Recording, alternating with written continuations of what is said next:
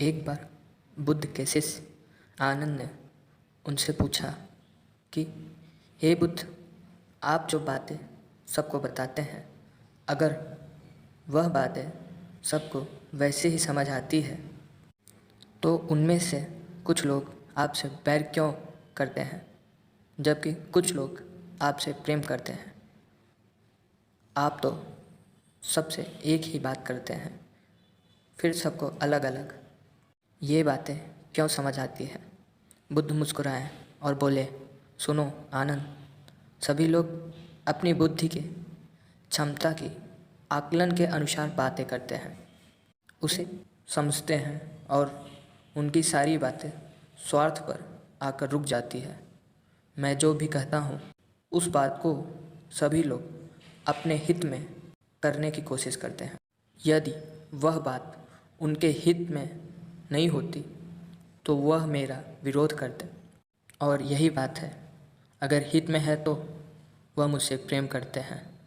यदि कोई बात बहुत पुरानी हो तो लोग उस पर तुरंत यकीन कर लेते हैं, लेकिन यदि वही बात नई नहीं हो तो उस पर यकीन नहीं करते।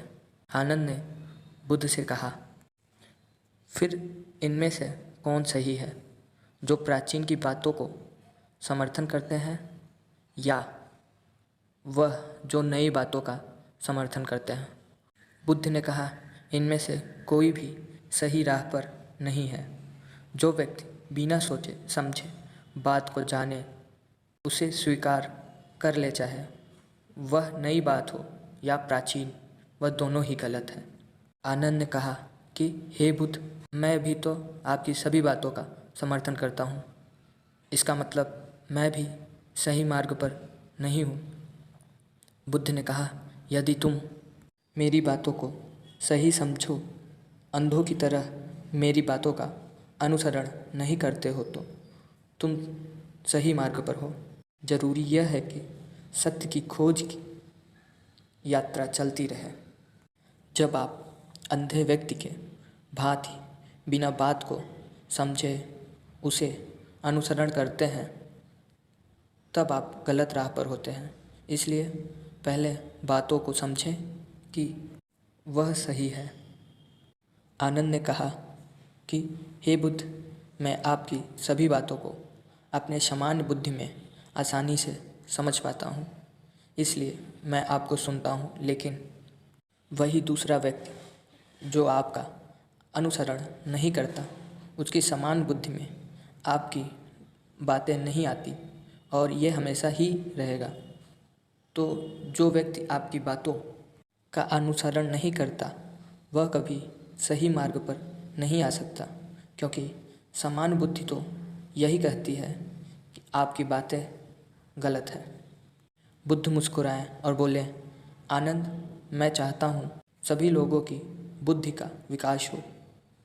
वह कभी भी जल्दबाजी में या पूर्ण निर्धारित विचारों के यतीन होकर निर्णय न ले। वह एक स्वतंत्र बुद्धि के मालिक हो, जिससे वह अपना फैसला खुद ले सके, उन्हें किसी सहारे की ज़रूरत न पड़े। आनंद ने कहा, हे बुद्ध, यह कैसे संभव होगा? बुद्ध ने कहा, ध्यानपूर्वक अपने विचारों को देखने से अपने मन की स्थिति को समझें।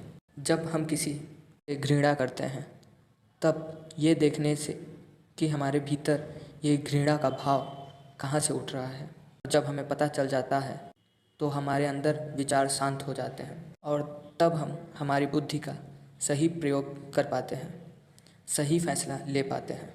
बुद्ध ने आनंद से पूछा कि तुम मुझे बताओ, यदि किसी नदी के पानी में रेत मिला हो तो क्या तुम उसकी सतह को देख पाओगे?